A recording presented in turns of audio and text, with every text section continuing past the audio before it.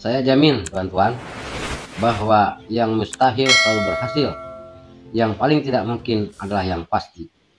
Itu menurut Adolf Hitler. Seorang kopral mengamati tikus. Itu bangun agak dini pagi itu, sebelum mengawali rutinitas hariannya. Karena tidak ada yang harus dikerjakan, dia menghibur diri dengan melempar remeh-remah roti pada tikus-tikus yang merupakan tamu tetap di kamar sempitnya. Dan perhatikan mereka bermain-main dengan ramah-ramah atau bertarung memperebutkannya. Perang Dunia Pertama atau disebut Perang Besar sudah usai, dan masa depan si kopral yang tidak punya ikatan keluarga atau perkawanan terlihat amat suram. Dia tidak pulang perang bersama barisan tak putus-putus rombongan tentara abu-abu dan letih yang membawa bau lumpur, mesiu, dan daging busuk manusia di lipatan seragam mereka. Sebab tak lama sebelum gencatan senjata, dia dibutakan oleh gas di dekat Wervik di perbatasan Prancis Belgia, dan dilarikan jauh ke utara ke sebuah rumah sakit militer di Passwalk, Pomerania. Di sana dia menyentuh dasar penderitaannya tatkala mendengar pengumuman bahwa perang dihentikan pada 11 November, bahwa Jerman kalah perang, bahwa Kaisar dan seluruh pangeran Jerman dimakzulkan, dan bahwa sebuah Republik Jerman diproklamirkan. Kini dia menunggu di Munich, di barak pasukan yang masih melupakan resimennya untuk didemobilisasi. Walaupun dia orang Austria, menurut kelahiran dan kebangsaan, Adolf Hitler pada Agustus 1914 diizinkan masuk resimen infanteri cadangan Bavaria ke-16 atau disebut resimen Lis. Dia bertugas penuh dedikasi sejak pekan pertama hingga hari-hari terakhir perang. 4 tahun penuh sebagai pelari kurir tempur Gesellmedelganger, menggunakan sebutan yang dia buat sendiri. Di berbagai markas resimen dia berperang dalam banyak sekali pertempuran sengit di Prancis dan Belgia. Dia nyaris disergap maut dalam berbagai kesempatan dan dianugerahi salib besi kelas 1 dan kelas 2 untuk keberaniannya. Tidak seorang pun yang mengenal Hitler dari dekat meragukan nyalinya, kata ajudan resimen di kemudian hari. Di medan tempur dia membuktikan diri sebagai kurir pemberani dan luar biasa andal yang sungguh pantas menerima salib besi kelas 1, dan yang beberapa kali menunjukkan bukti itu sebelum mendapat anugerah. Dialah contoh prajurit tak dikenal yang dengan diam-diam dan bersahaja melaksanakan tugasnya. Perang itu adalah masa paling tak terlupakan dan terbesar dalam kehidupan duniawinya. Sebagaimana yang kelak ditulis Hitler sendiri, dia sangat bahagia menjadi tentara. Waktu itu dia berusia 29 tahun. Akan jadi apa dia? Dia tidak punya prospek, tidak punya masa depan. Oleh sebab itu dia melakukan apa saja yang mungkin untuk menunda demobilisasinya. Sebab Angkatan Darat masih memberinya sebuah dipan untuk tidur dan segerat roti untuk dimakan. Sendirian dia cuma bisa meluncur kembali ke mimpinya, menjadi seorang arsitek besar, sementara harus mencari nafkah dengan menjual lukisan cat air, gedung-gedung, dan monumen megah. Sebab itulah yang dia lakukan di Munich sebelum pecah perang, sebagaimana yang dia lakukan di Wina, di mana dia hidup menggelandang. Dia selalu terlihat begitu kelaparan, kenang orang yang dia kenal pada masa itu. Kini dia bisa berganti baju sipil kapan saja. Pahlawan perang melimpah ruah, tak ada yang peduli pada gerombolan tentara kusut Masai, kurang makan dan berpakaian compang-camping, masih menenteng senjata mereka dengan pantulan horor tak terkatakan dan kematian di mata mereka, berkeliaran di sebuah dunia sipil yang tidak lagi menerima dan sangat menghinakan mereka. Kondisi pangan di Jerman masih teramat buruk, hingga tak ada orang peduli dengan kelaparan orang lain. Meski demikian, sejumput ramah-ramah masih bisa disebar untuk tikus-tikus.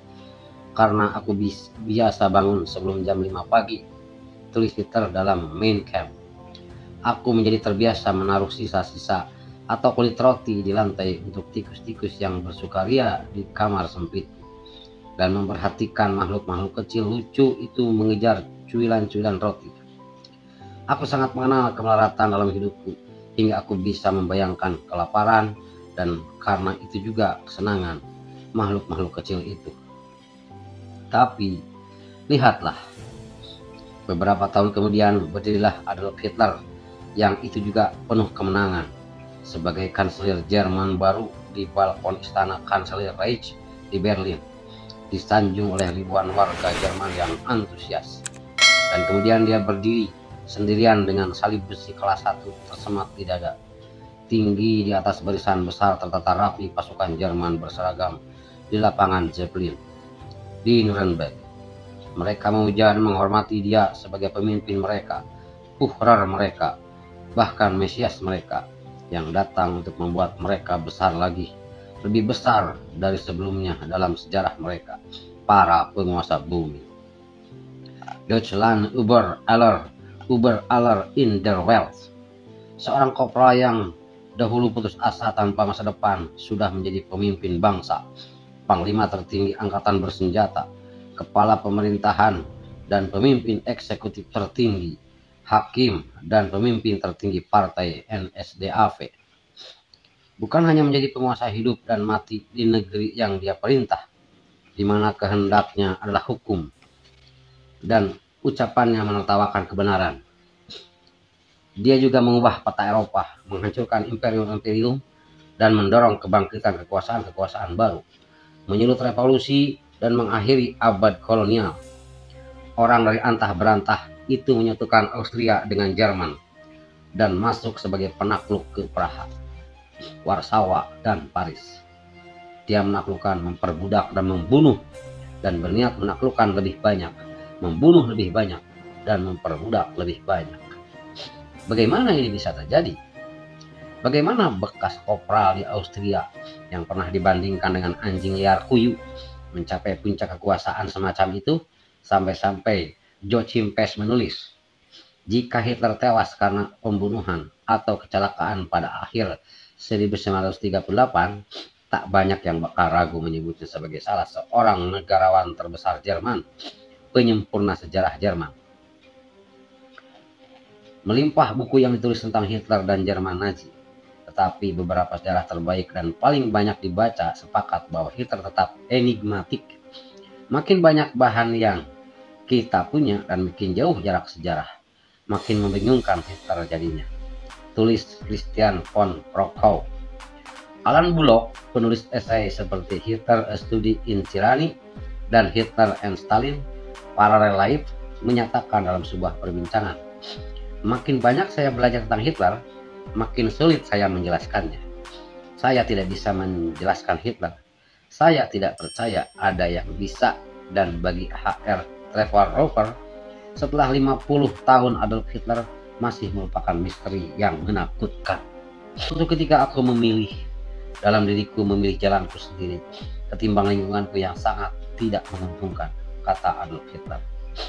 Dan aku orang yang tak dikenal dan tanpa nama, terus berjalan sampai sukses puncak. Sering dinyatakan sudah tidak ada lagi dan selalu berharap tidak ada. Pada akhirnya akulah pemenang. Pada suatu masa ketika Hitler menjadi Hitler, ketika bukan siapa-siapa menjadi peramal dan politikus yang dalam tempo sangat singkat menuntaskan tindakan yang dianggap mustahil, menghapus aib perjanjian Versailles, membangun Jerman yang terpuruk dan merana, dan menyatukan negara itu menjadi sebuah mesin perang efektif bagi tujuan-tujuan megalomania dan kriminal terbuka maupun terselubung. Pasti ada sumber kuasa yang menopang orang tanpa akal, sering diledek dan dipandang rendah ini membangun sebuah partai politik yang kuat dan tak kenal ampun, mengilhami mengatasi situasi paling kritis, dan mendorongnya menempatkan diri di atas siapa saja yang lebih unggul dari dirinya di dalam dan di luar Jerman. Pasti ada air mata jahat yang mengalir lewat orang ini untuk menggempur kemanusiaan dan mengembalikannya ke keadaan barbarisme yang dianggap sepenuhnya milik masa lalu. Itulah sekelumit tentang masa lalu adalah Hitler, sang Führer, penguasa Jerman pada masa Perang Dunia Kedua. Terima kasih. Assalamualaikum warahmatullahi wabarakatuh.